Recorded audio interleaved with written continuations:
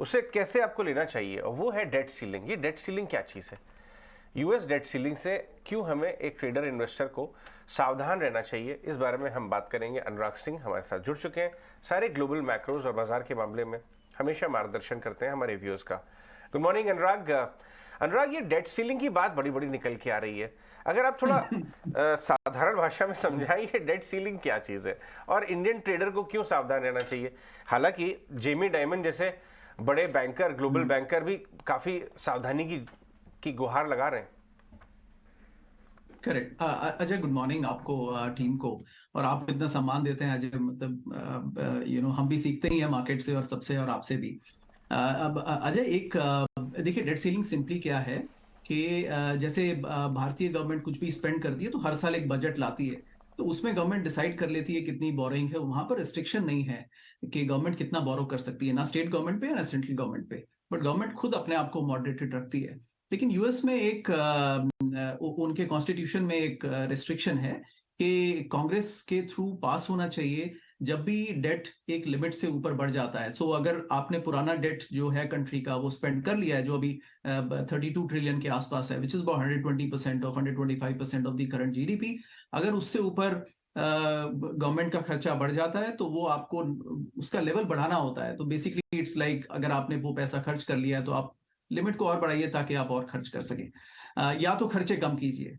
अब खर्चे तो सरकार, एटलीस्ट ये रिपब्लिकन सरकार तो बजट प्लान भी कर ले, लेकिन खर्चे तो Democrats they don't want to spend less. तो वो लिमिट अभी जून में आ रही है कि जब budget will be over and the government can't spend anything, so कोई प्रोग्राम्स जो इनके गवर्नमेंट के चलते हैं या गवर्नमेंट की सैलरीज है, the entire government system can shut down अगर वो लिमिट नहीं बढ़ी। More importantly, the US treasury bond will have a rating reviewed. So credit agencies will say that now it's not no longer a triple A bond and इसकी rating हमें गिरानी पड़ेगी। ये 2011 में हुआ था, जब इसी कश्मकश में ये नेगोशिएशन नहीं हो पाया था, डेट सीलिंग नहीं बढ़ी थी, और वो फेमस पॉइंट हमें ध्यान है कि मूडीज ने उसकी रेटिंग्स गिरा दी थी।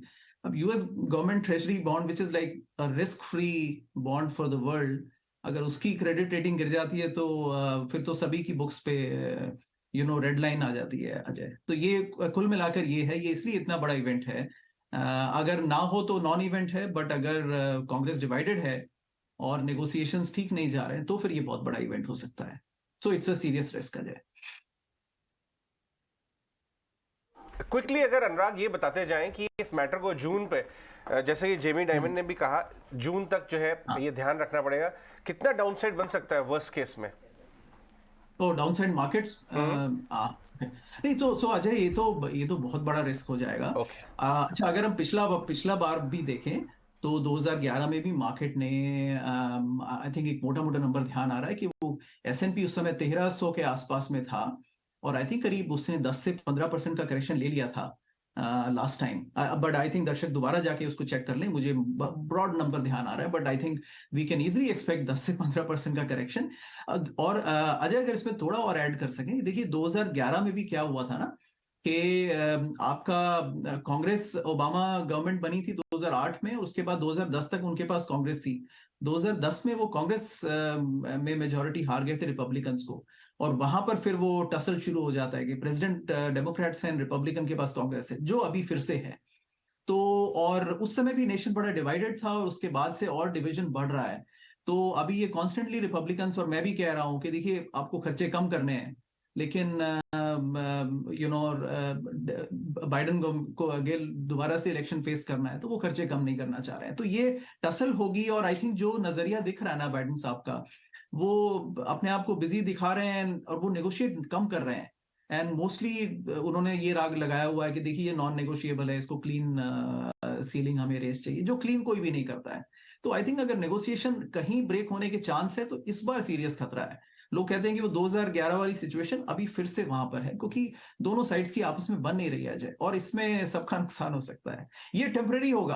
I mean, I am not saying कि ये अगर डिफॉल्ट हो गया तो फिर ये दोबारा आएगा ही नहीं।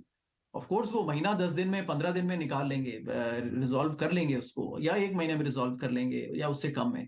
लेकिन तब तक मार्केट में जो ब्लड बाथ हो जाएगा अजय, वो उसके लिए कोई रेडी नहीं है। बिल्कुल And अनुराग, that's why बहुत बहुत nervousness शुक्रिया में सबको हमें ये समझाने के affected लिए। होता है। वेल एक और बात बताना जरूरी है अपने व्यूअर्स को कि जी, हिस्टोरिकली मैनेज हो जाती है बात।